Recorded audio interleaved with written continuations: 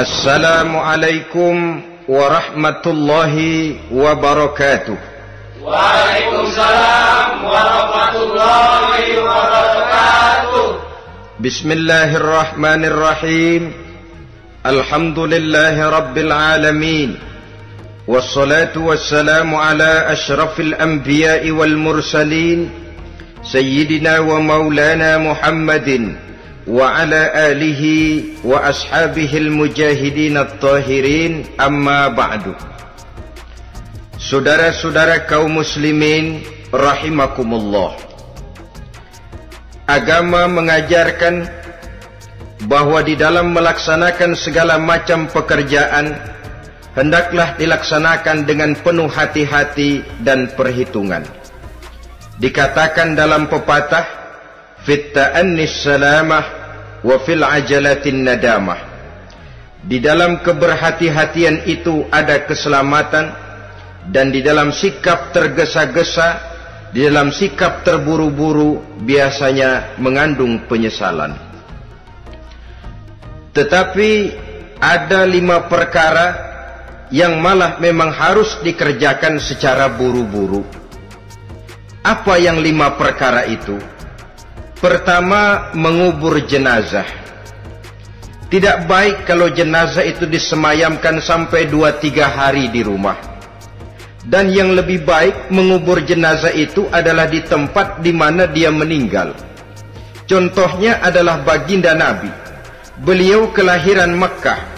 Beliau wafat di Madinah, maka di Madinah itulah beliau dimakamkan dan bukan di kota Mekkah. Karena prinsipnya agama menginginkan kemudahan dan tidak menginginkan kesukaran.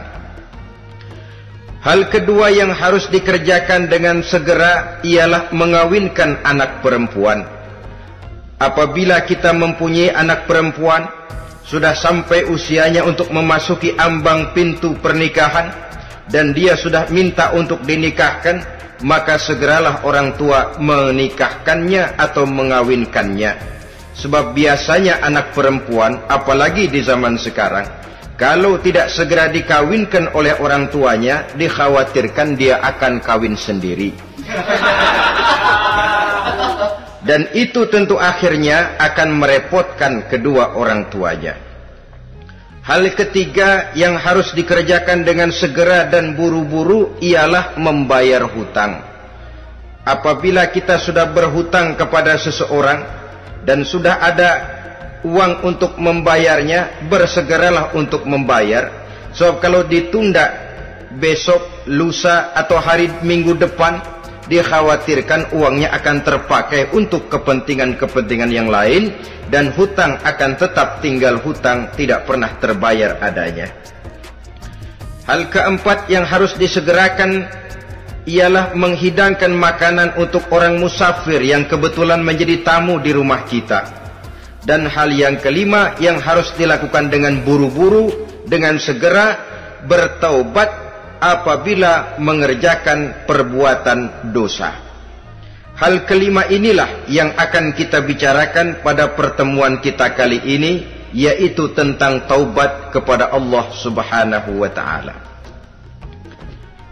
Taubat berasal dari kata-kata taba yatubu, yang isim masdarnya adalah taubatan. Artinya sama dengan roja'a yarji'u, ada ya'udu, pulang atau kembali. Bertobat maksudnya kembali dari yang dilarang oleh Allah.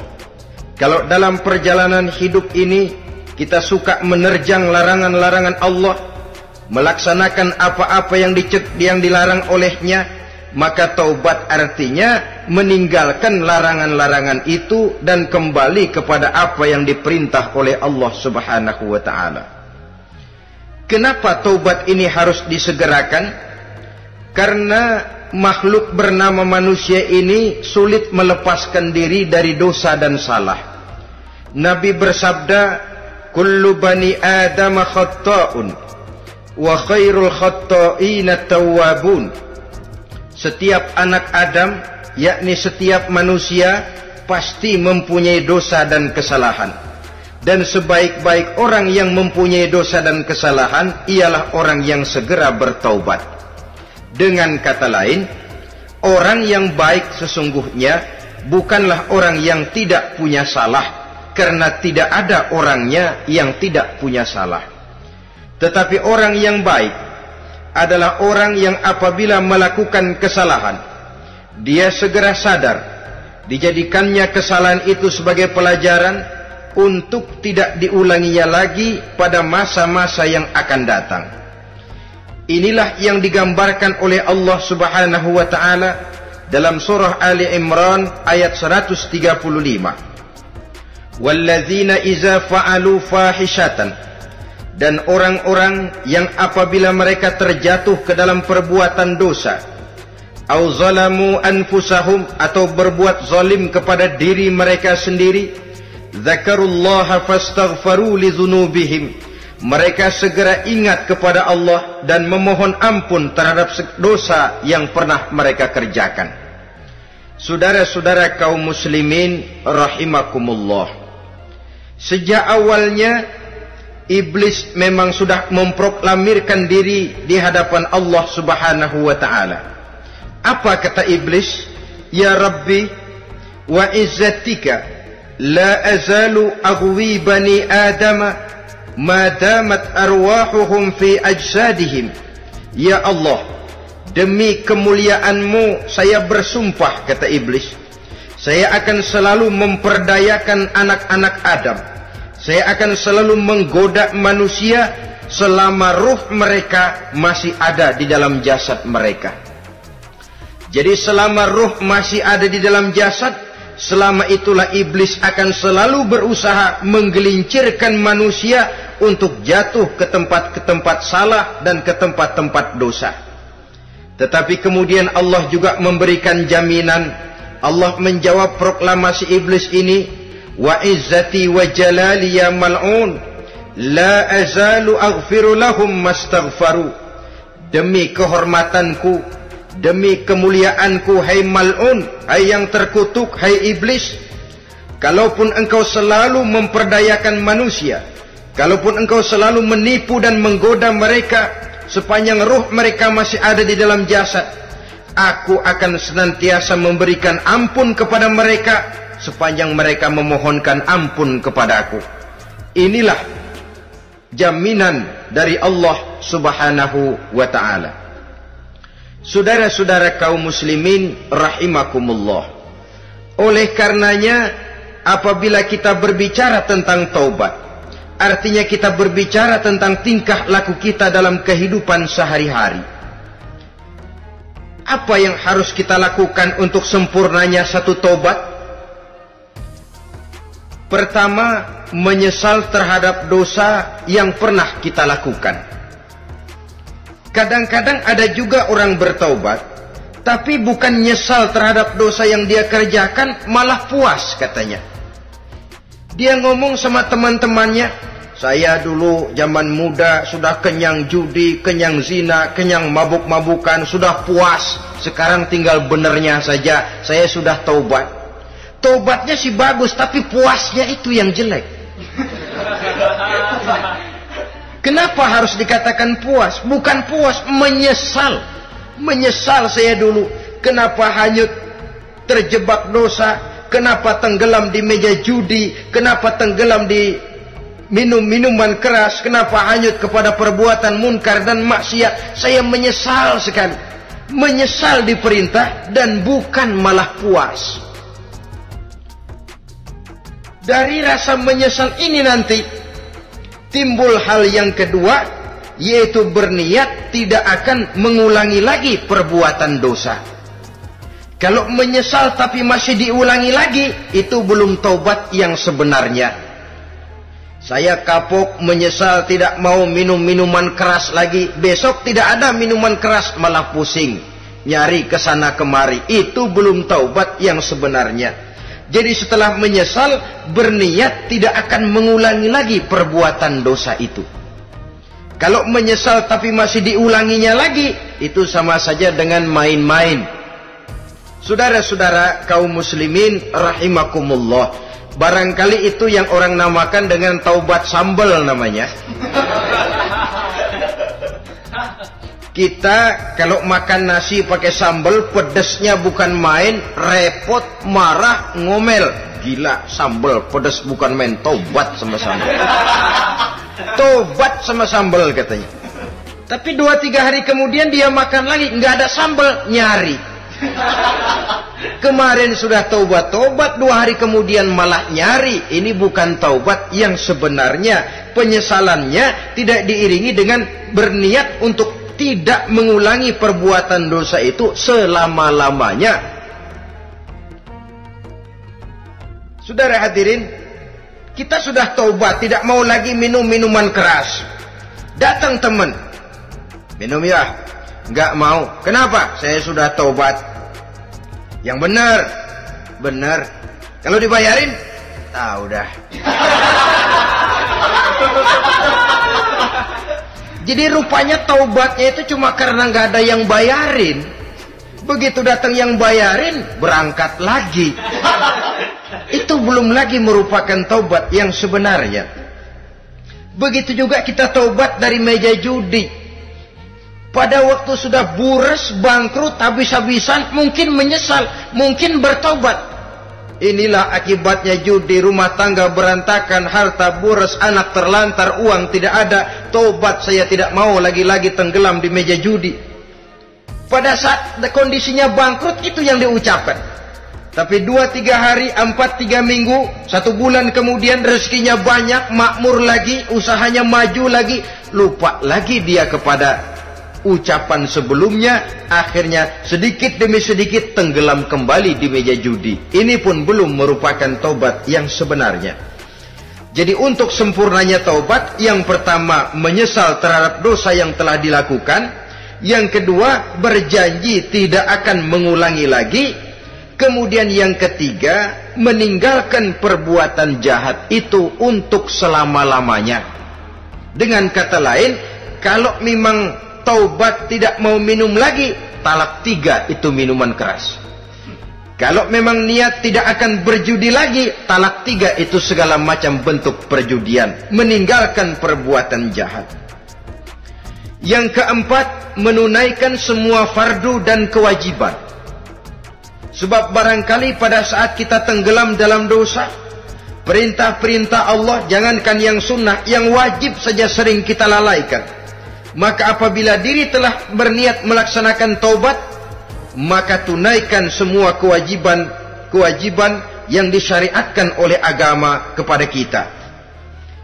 Yang kelima, meminta halal kepada para lawannya dengan termasuk mengembalikan hak milik orang lain. Ini kalau menyangkut hukukul adamiyin atau hak-hak manusia. Jadi kalau kita berdosa kepada sesama manusia, Allah belum akan menerima taubat kita kalau kita belum minta maaf kepada yang bersangkutan. Adapun kalau kita sudah minta maaf tapi yang bersangkutan tidak mau memberikan maaf, itu urusan dia kepada Allah. Urusan kita adalah meminta maaf kepada yang bersangkutan. Hal yang keenam, mendidik atau melatih diri untuk bertaat kepada Allah. Sebagaimana kita dulunya telah melatih diri, memperturutkan diri untuk berbuat durhaka. Lalu memperbaiki yang dimakan dan yang diminum. Itu juga merupakan ciri dari orang-orang yang melaksanakan taubat kepada Allah Subhanahu wa ta'ala. Kemudian apalagi memperbanyak istighfar di dalam kehidupan. Disabdakan oleh Nabi, inna likulli da'in dawa'un wa dawa'u zunubi al-istighfar. Sesungguhnya segala macam penyakit tentu ada obatnya, dan obat dari segala macam dosa adalah istighfar. Saudara-saudara kaum muslimin rahimakumullah. Jadi kalau yang terdahulu merupakan perbuatan-perbuatan konkret, maka yang terakhir ini taubat dalam bentuk ucapan berupa memperbanyak istighfar, memohonkan ampun kepada Allah Subhanahu wa ta'ala. Mari kita lihat. Dalam teladan hidup kita, manusia yang hatinya paling bersih tidak lain adalah Rasulullah sallallahu alaihi wasallam. Beliau sudah mendapat jaminan ampun dari seluruh dosa. Liyaghfir lakallahu ma taqaddama min zambika wa ma ta'akhkhar, kata Allah. Muhammad, dosamu yang dahulu, dosamu yang sekarang, dosamu yang akan datang jikalau memang ada, seluruhnya sudah mendapat jaminan ampun dari Allah. Tetapi coba lihat dari sejarah perjalanan hidup yang mulia ini. Sungguh pun beliau sudah nyata-nyata mendapat jaminan ampun dari Allah. Beliau mengatakan, ayyuhan nas, tubu ilallah, fa inni atubu fil yaumi mi'ata marrah. Wahai manusia, bertaubatlah kepada Allah, maka sesungguhnya saya, kata beliau, dalam satu hari bertaubat 100 kali kepada Allah. Dalam riwayat yang lain, 70 marrah, 70 kali beliau mengucapkan istighfar minimalnya dalam sehari semalam. Orang yang sudah nyata-nyata mendapat jaminan ampun dari Allah ini, satu hari satu malam istighfarnya minimal 70 kali. Apatah lagi kita yang nyata-nyata belum mendapat jaminan ampun dari Allah.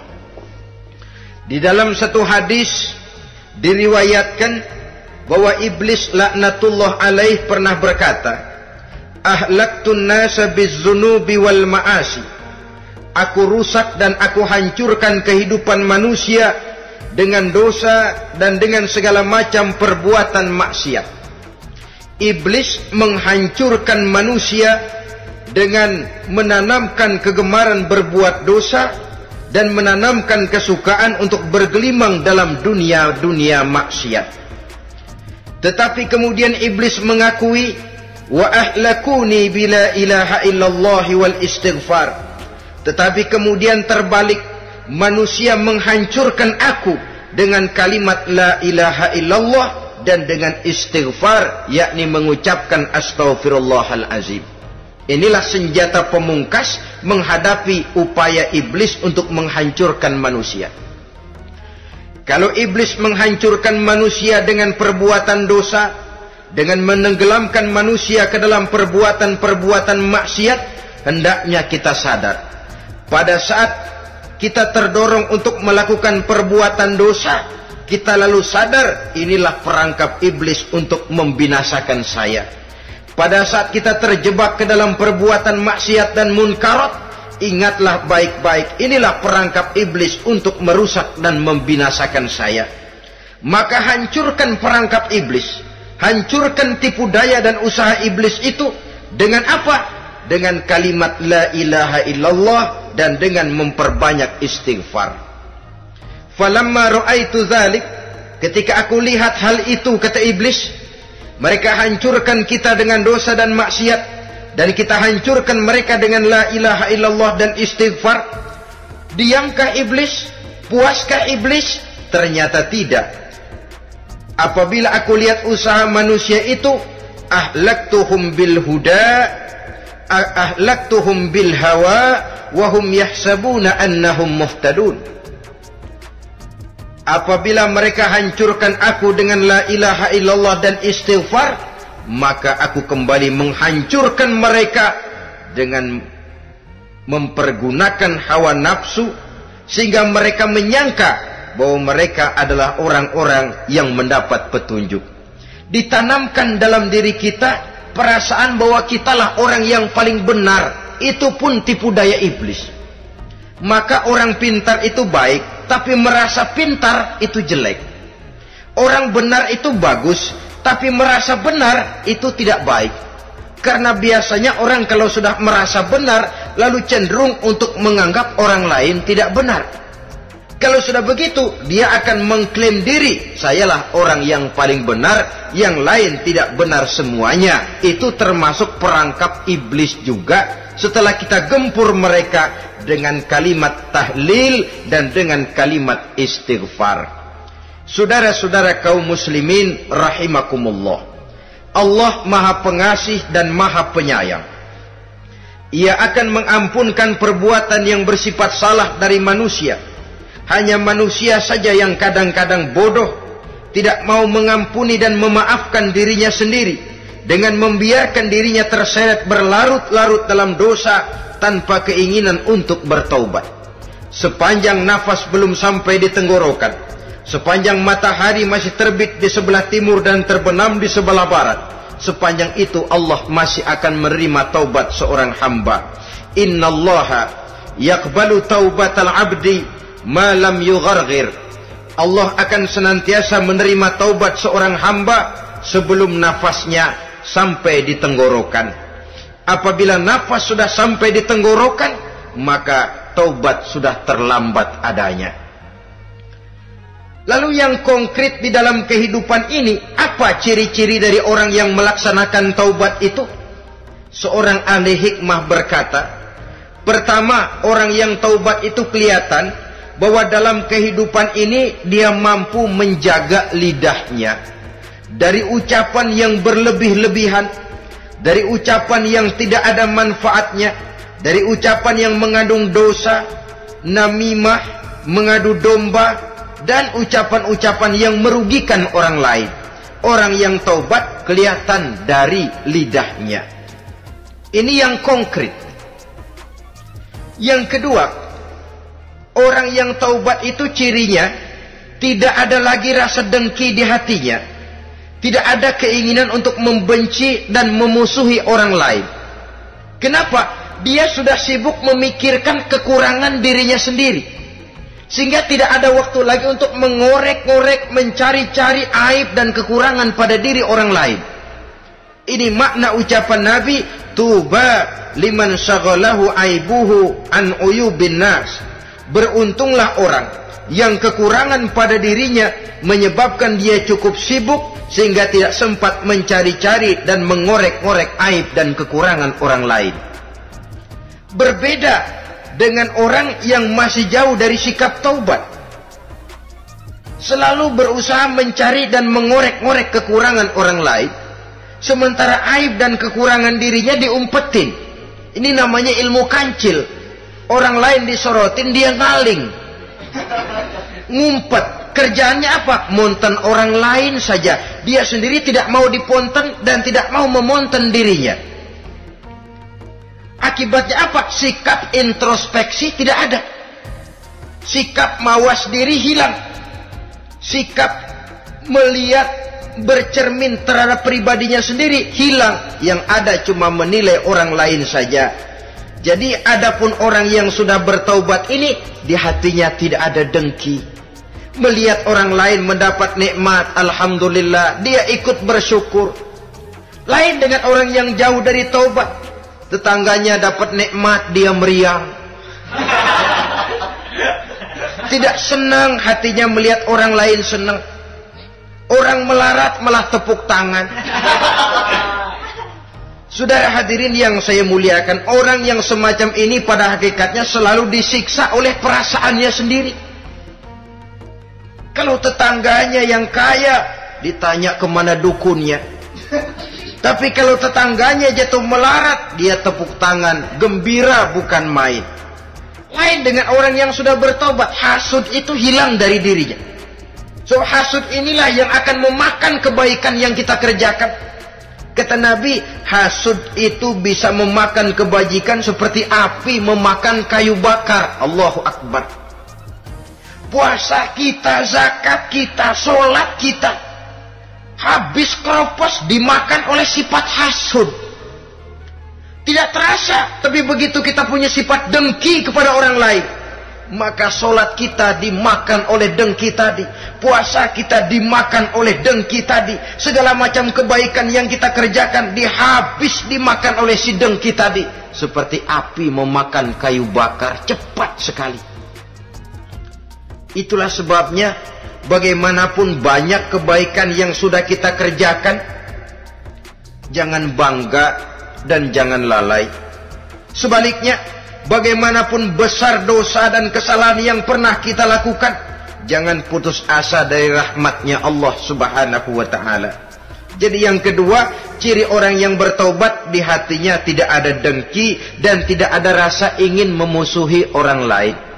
Dia berhadapan dengan setiap orang dengan modal husnuzon, baik sangka kepada Allah. Tidak a priori. Kadang-kadang ada orang ketemu saja baru tapi sudah punya rasa jelek. Diperturutkannya suuzonnya. Yang ketiga, ciri orang bertaubat itu menjauhkan diri dari pergaul dengan orang-orang jahat. Sebab kita tahu bahwa pergaulan sangat besar pengaruhnya dalam ikut membentuk kepribadian manusia. Asyariku wa fi syarri syarrum. Bersekutu dengan kejahatan biasanya ikut jadi jahat. Walaupun secara langsung tidak melakukan kejahatan, tapi sudah termasuk dalam jamaah yang jahat juga namanya. Saudara-saudara kaum muslimin, bukan berarti orang yang taubat lalu tidak mau bergaul itu juga mencerminkan keangkuhan diri.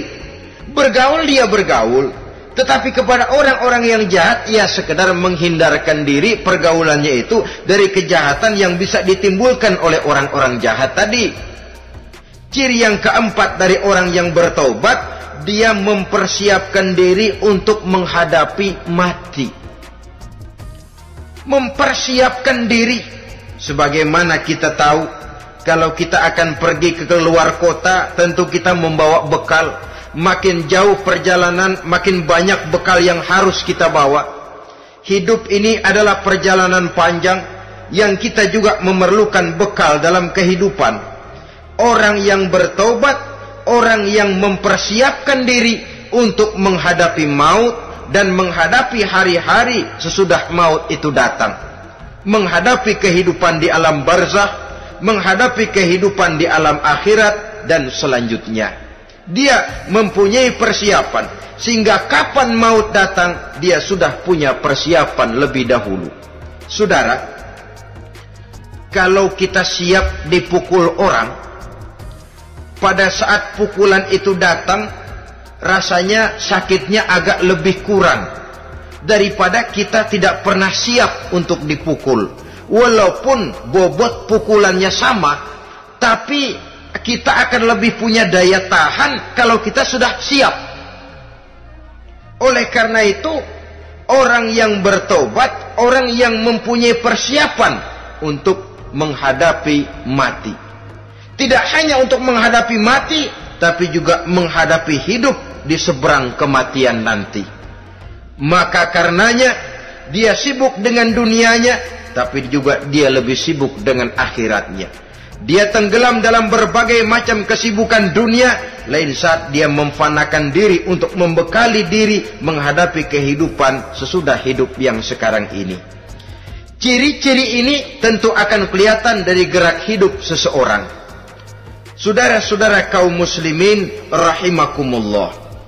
Jadi dengan kata lain, kalau kita kembali kepada surah Ali Imran ayat 135 tadi, apabila dalam kehidupan terjebak kita kepada perbuatan dosa atau zalim kepada diri sendiri, zakarullah, segeralah mengingat Allah, fastaghfaru li dzunubihim, dan segera memperbanyak istighfar, memohon ampun kepada Allah Subhanahu wa taala, sebab dosa dalam Islam hanya bisa ditebus dengan taubat.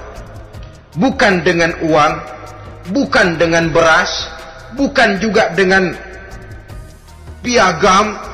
Dosa dalam Islam hanya bisa ditebus dengan melaksanakan taubat kepada Allah.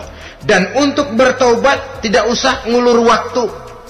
Besok saja, bulan depan saja, tahun depan saja, nanti saja kalau sudah agak sedikit tua. Ibarat diri kita ini kaca, kata Imam Ghazali, maka dosa adalah debu. Apabila kaca kena debu, sedikit nempel debu, lalu dilap, sedikit nempel debu, terus dilap lagi, insya Allah kaca akan tetap bersih. Tapi kalau kita menunggu debu sampai banyak, apalagi sampai berurat, berkarat, nanti akan sulit membersihkannya. Demikian hati manusia itu. Kalau sudah dihinggapi oleh dosa, ditumpuknya lagi, berkarat dosa dalam hati, biasanya berat untuk melaksanakan taubat. Untuk lebih meningkatkan pengertian kita tentang ciri dari orang-orang yang bertaubat, mari kita ikuti sebuah dialog yang pernah terjadi antara Rasul dengan para sahabat. Satu hari ketika sedang berkumpul dengan para sahabat, baginda Rasul bertanya, "Atadruna manit taib?" Saudara-saudara, tahu enggak saudara-saudara, siapa sebenarnya orang-orang yang bertaubat itu? Macam-macam lah jawaban para sahabat, tapi yang jelas akhirnya mereka berkata, Allahu wa rasuluhu a'lam. Allah dan Rasulnya yang lebih tahu siapa sebenarnya orang yang bertaubat itu. Atas jawaban ini, baginda Rasul lalu menegaskan, pertama, man taba wa lam yata'allamil ilma falaysa bitaibin. Siapa orang yang mengaku bertaubat kepada Allah, lalu dia tidak mau mencari ilmu, tidak mau belajar, falaysa bitaibin, maka dia belum termasuk orang yang bertaubat. Jadi di sini jelas bahwa bukan hanya dari dosa kita bertaubat, juga bertaubat dari kebodohan. Dalam arti tidak membiarkan diri kita bodoh terus menerus. Dengan bahasa anak sekarang, bodoh tapi betah.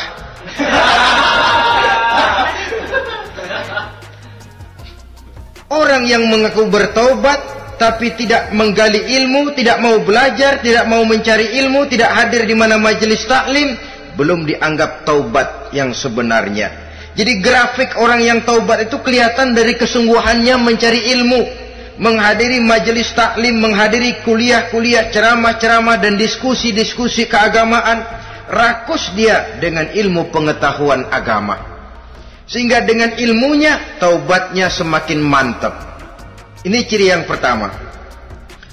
Lalu beliau bersabda lagi, wa man taba wa lam yazdad fil ibadati falaysa bitaibin. Barang siapa yang mengaku bertaubat tapi ibadahnya tidak tambah-tambah, maka dia belum termasuk orang yang taubat.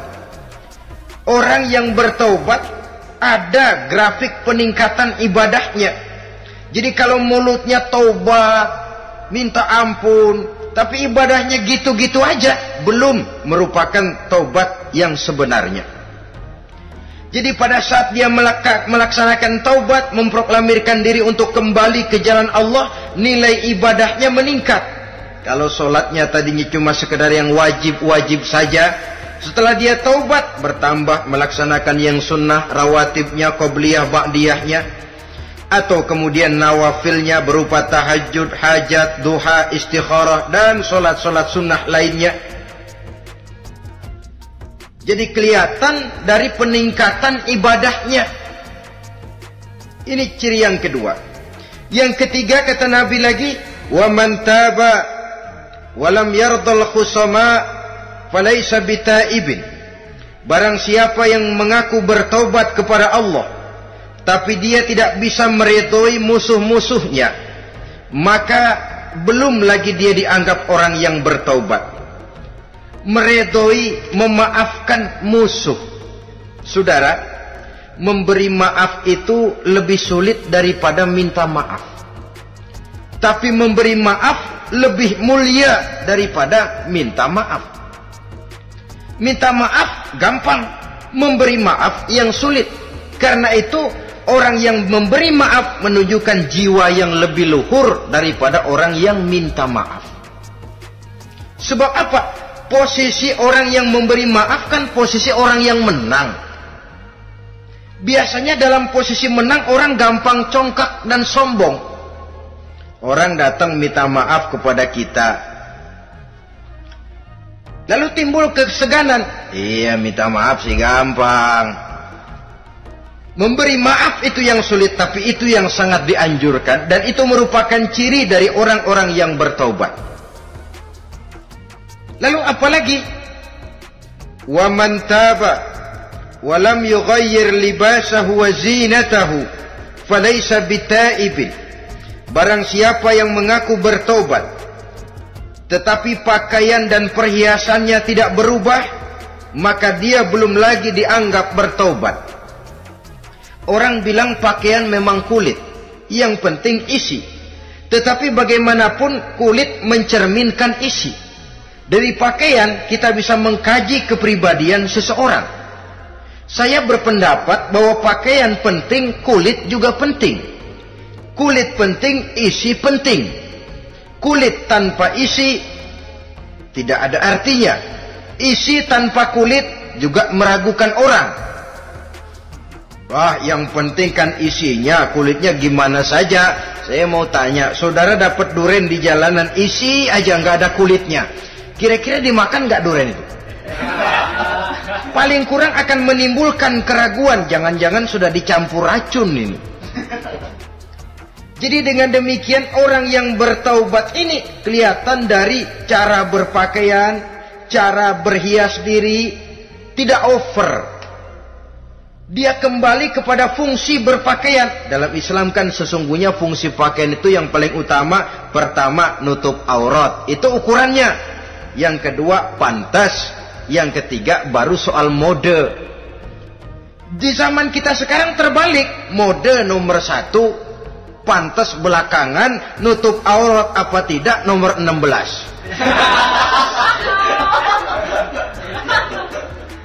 Kalau sudah mode, kita kekurangan pertimbangan. Ini buat saya pantas apa tidak, ini menutup aurat apa tidak. Kita balik. Padahal fungsi berpakaian dalam Islam tujuan utamanya pertama nutup aurat. Biar modenya mutaakhir ciptaan Pierre Cardin sekalipun, kalau memang tidak nutup aurat, ya hukumnya masih belum berpakaian. Atau juga ukuran yang kedua, pantas. Yang orang lain pantas kita pakai, belum tentu kita pantas.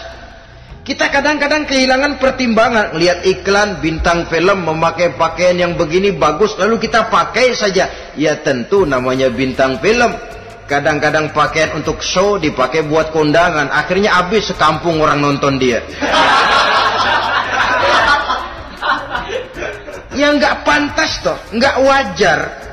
Saudara hadirin yang saya muliakan, orang yang bertobat kelihatan dari pakaian dan perhiasannya.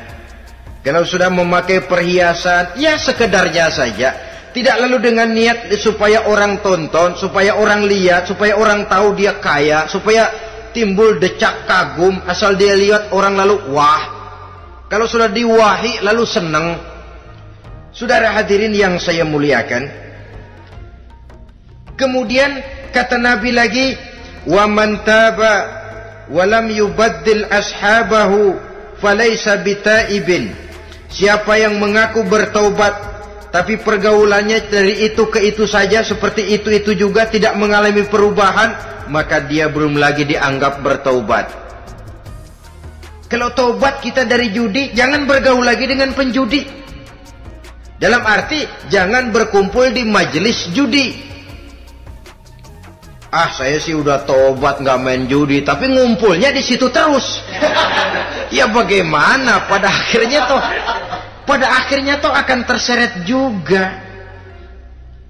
Saudara hadirin yang saya muliakan, jadi dengan demikian lingkungan juga sangat besar pengaruhnya dalam kriteria orang yang bertaubat. Selanjutnya Nabi bersabda, "Wa man taba wa lam yughayyir khuluquhu falaysa bitaibin." Siapa yang mengaku bertaubat tapi akhlaknya, budi pekertinya tidak mengalami perubahan, maka orang itu pun belum dianggap bertaubat. Ini juga konkret. Orang yang bertaubat kelihatan dari akhlaknya. Kalau kemarin sama orang tua songong, kurang ajar, nyelongcong, maka setelah taubat dia berakhlak kepada orang tua. Kalau kemarin kepada anak muda menindas, tidak senang kepada anak muda yang maju, setelah dia taubat dia bisa menyayangi kepada anak-anak muda. Akhlak ini lain dengan adat, istiadat.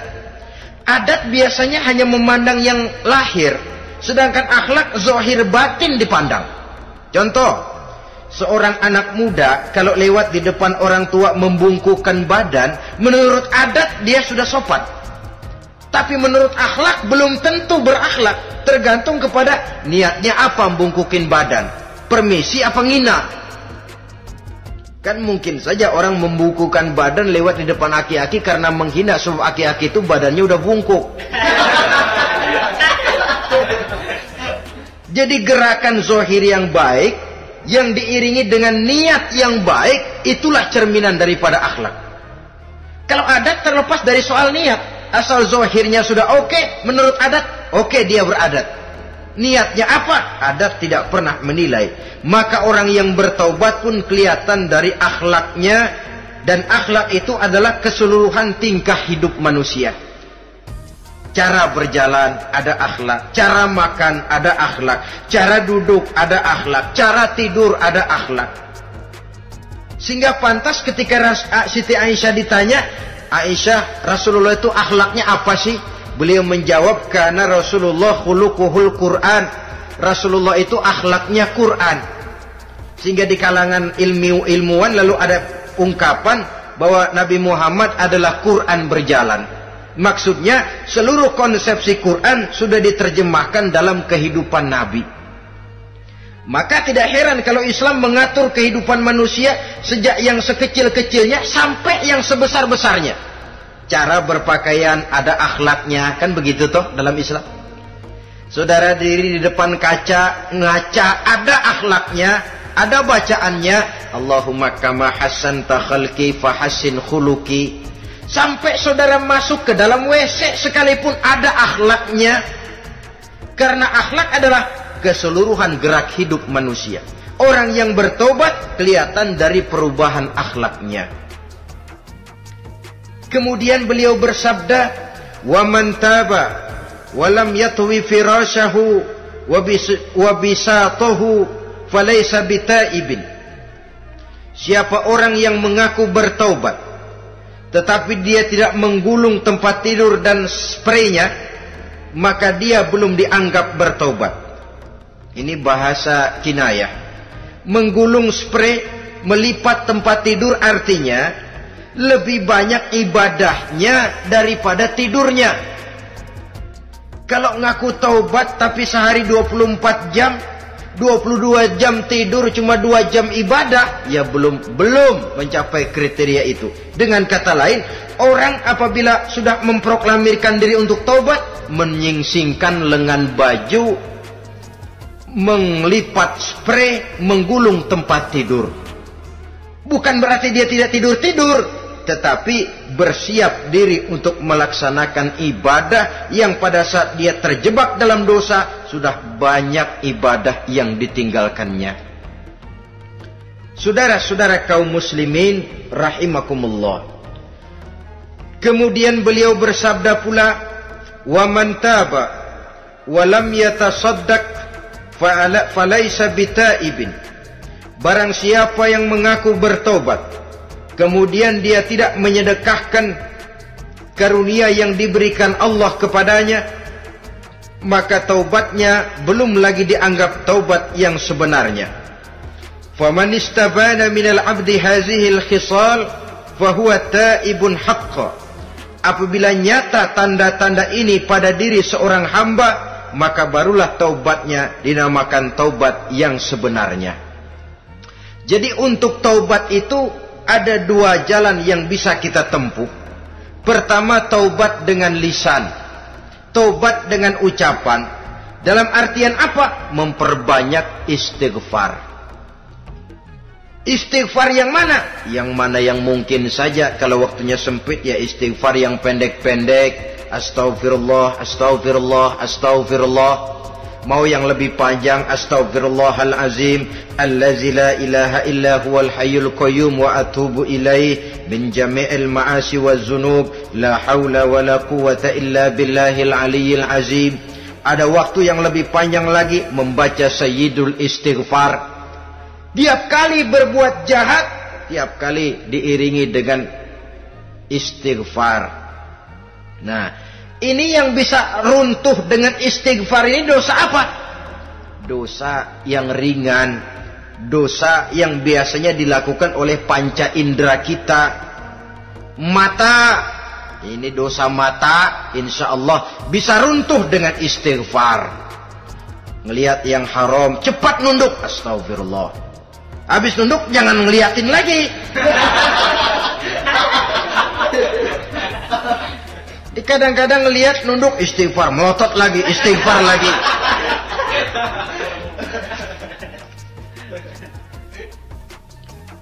Saudara hadirin yang saya muliakan, kata Imam Ali, nazratul ula laka wasaniyatu alaika. Ini dalam menjaga mata. Pandangan pertama rezekimu, kelihatan, namanya kelihatan kan rezeki. Pandangan pertama rezekimu, ulangannya dosamu. Ulangannya ini yang bisa membawa dosa. Dosa karena lidah, mengucapkan kata-kata yang menyakitkan orang. Dengan istighfar, insya Allah runtuh. Adapun dosa-dosa besar lainnya, tentu harus dengan perbuatan. Tidak cukup dengan sekedar istighfar saja. Perbuatannya apa? Itulah seperti yang sudah saya sampaikan pada ciri-ciri orang yang bertaubat tadi.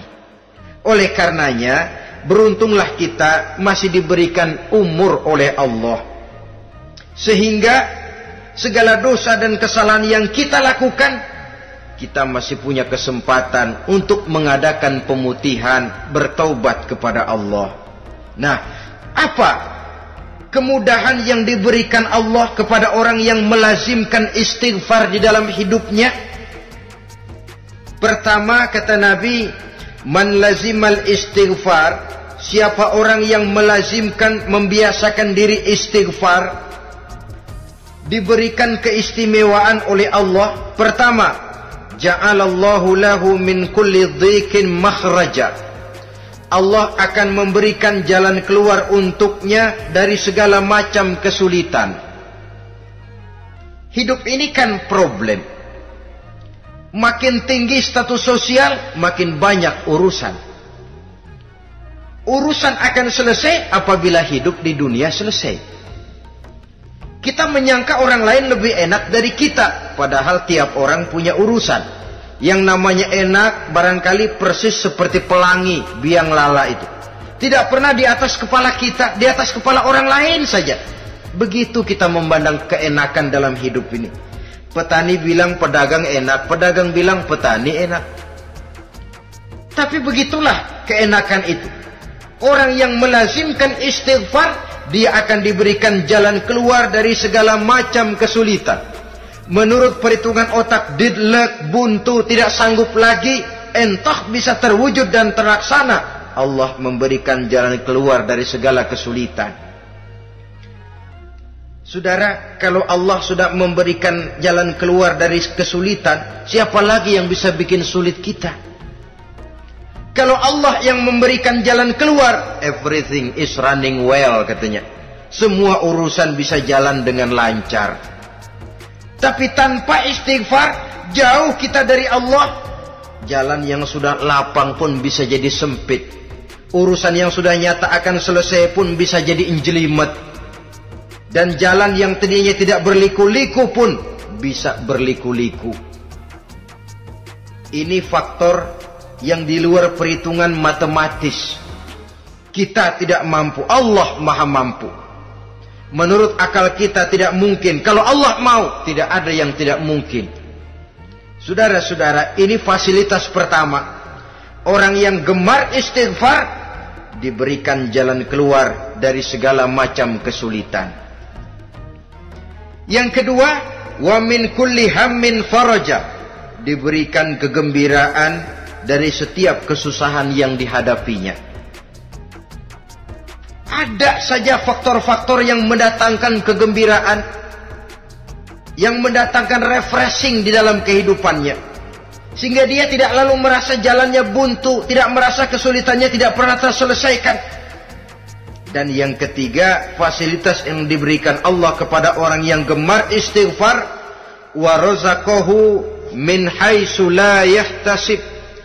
Allah akan memberikan kepada mereka rizki dari jalan yang tidak pernah mereka sangka-sangka, dari jalan yang tidak pernah mereka perkirakan sebelumnya. Saudara-saudara kaum muslimin rahimakumullah, inilah fasilitas ketiga yang diberikan Allah kepada orang yang gemar istighfar. Rizkinya datang dari jalan yang tidak disangka-sangka. Sebab rizki ini juga termasuk hal gaib. Dan jangan lupa, ar-rizku bimakna al-ata hissiyan kana au ma'nawiyan. Rizki adalah pemberian, baik yang konkret maupun yang abstrak. Kita sering membatasi pengertian rizki, maka rizki kita jadi sering terbatas. Menurut kita kan yang namanya rezeki cuman duit saja. Kalau bukan duit, bukan rezeki. Padahal semua karunia Allah itu rezeki. Umur, rezeki. Istri, rezeki. Anak, rezeki. Pangkat dan jabatan, rezeki. Termasuk duit juga rezeki. Tapi dalam kebiasaan kita, rezeki cuma duit. Begitu duit seret, kita anggap rezeki macet. Maka akhirnya kita tidak bersyukur kepada Allah. Padahal mungkin di sektor duit macet, tapi rezeki dari segi lain, ilmu barangkali tambah, wibawa naik, pangkat naik, anak tambah, itu juga merupakan rezeki. Saudara-saudara kaum muslimin rahimakumullah, orang yang gemar istighfar ini diberikan rezeki dari jalan yang tidak disangka-sangkanya. Dibukakan perbendaharaan Allah untuknya, sehingga rezekinya datang dari cara yang tidak disangka-sangka. Allah Maha Kaya. Kalau Dia mau, la mani'a lima a'taita wa la mu'tiya lima mana'ta. Tidak satu kekuatan pun yang mampu mencegah apa yang hendak diberikan Allah, dan tidak satu kekuatan pun yang sanggup memberikan apa yang dicegah oleh Allah Subhanahu wa taala. Ini keistimewaan yang diberikan Allah kepada mereka yang gemar beristighfar di dalam kehidupan ini. Jangan lagi berpikir, gua sih nggak punya dosa, istighfar amat. Sombong, saudara-saudara. Manusia itu lebih baik merasa banyak dosa daripada merasa tidak punya dosa. Tanda orang bahagia, kata Nabi, 4. Pertama, orang yang selalu ingat kepada kesalahan yang pernah dia lakukan. Itu orang bahagia. Selalu ingat kepada kesalahan yang pernah dilakukannya, sehingga pada saat akan melakukan kesalahan yang baru, dia mikir-mikir, dosa gue yang kemarin udah 3 keranjang, nih nambah lagi. Ingatannya terhadap kesalahan yang lalu akan merupakan langkah preventif yang mencegah dirinya untuk tidak menambah kesalahannya.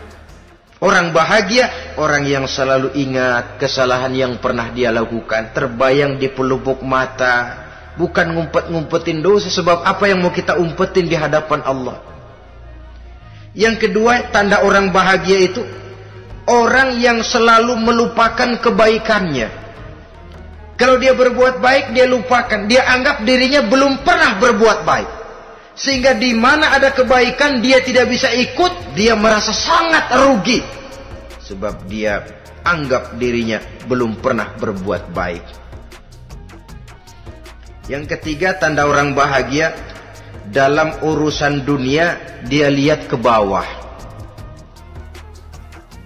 Sehingga timbul rasa syukurnya.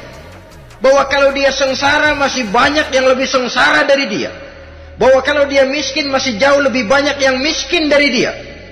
Bahwa kalau dia menemui kesulitan, masih banyak yang jauh lebih sulit dari dia. Dengan cara itu, jiwanya akan lapang, hidupnya akan tenang, dan dia tidak pernah ingkar kepada nikmat yang diberikan Allah.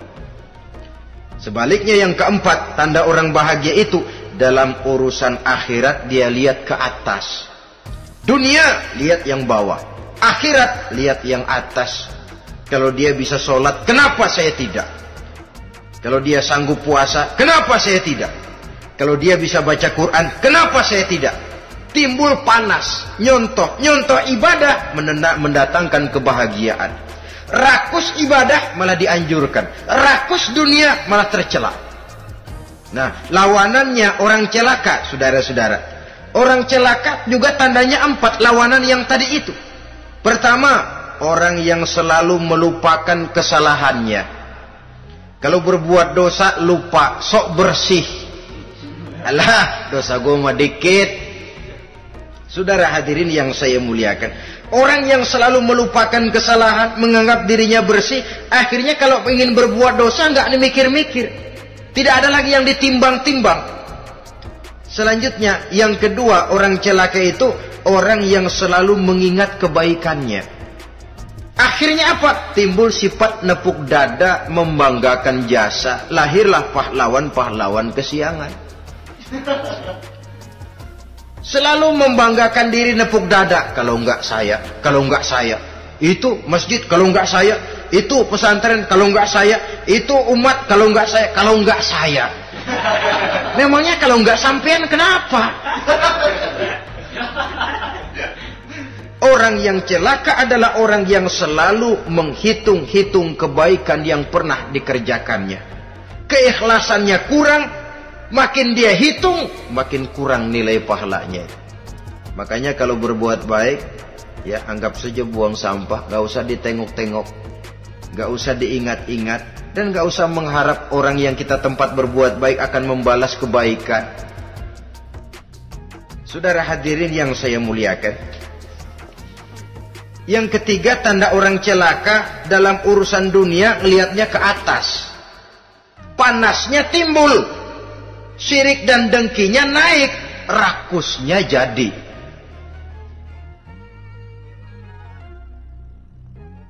Timbul sifat panasnya itu, tidak mau ngerti. Kalau tetangga saya bisa beli kulkas, kenapa saya tidak? Kalau tetangga saya bisa beli motor, kenapa saya tidak? Kalau tetangga saya bisa beli mobil, kenapa saya tidak?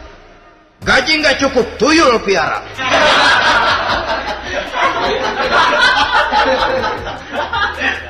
Orang itu kalau sudah didorong oleh rakus kan bisa jadi menghalalkan segala macam cara untuk mencapai tujuan. Dibakar oleh sifat tamak dan rakus bin serakah. Nah, kalau sudah didorong oleh rasa rakus, yang segera tersingkir pertama rasa malu. Orang kalau sudah rakus nggak ada malunya, rasa malunya hilang. Padahal syarat jadi orang itu kan kalau punya rasa malu. Nggak punya rasa malu, kurang syarat jadi orang. Akan bagaimana jadinya masyarakat, bahkan bangsa dan negara, kalau rakyatnya sudah tidak punya rasa malu. Yang kedua, rasa takut hilang, terutama takut kepada Allah. Sirna sama sekali. Sudah tujuan menghalalkan cara. Yang keempat, tanda orang celaka dalam urusan akhirat, lihatnya malah ke bawah. Kenapa kamu enggak sholat? Itu bapak anu yang tuaan, enggak, saya enggak lagi. Kenapa ngelihatnya mesti kepada yang begitu? Sehingga lalu tidak ada gairah untuk mencontoh.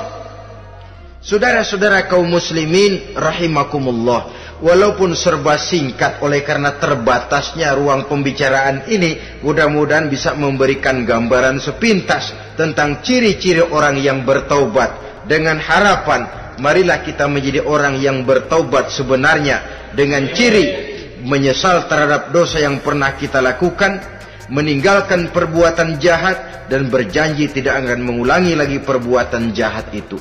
Kalau dia menyangkut hak-hak manusia, maka hak itu harus kita kembalikan, dan kepada yang bersangkutan kita harus meminta maaf. Apabila ditambah dengan kegiatan lisan, memperbanyak istighfar dalam kesempatan yang mungkin di sepanjang perjalanan hidup ini. Ini sajalah yang kita bicarakan pada pertemuan kali ini. Terima kasih atas segala perhatian. Mohon maaf atas segala kekurangan. Usikum wa nafsi bitaqwallah. Wassalamualaikum warahmatullahi wabarakatuh. Waalaikumsalam warahmatullahi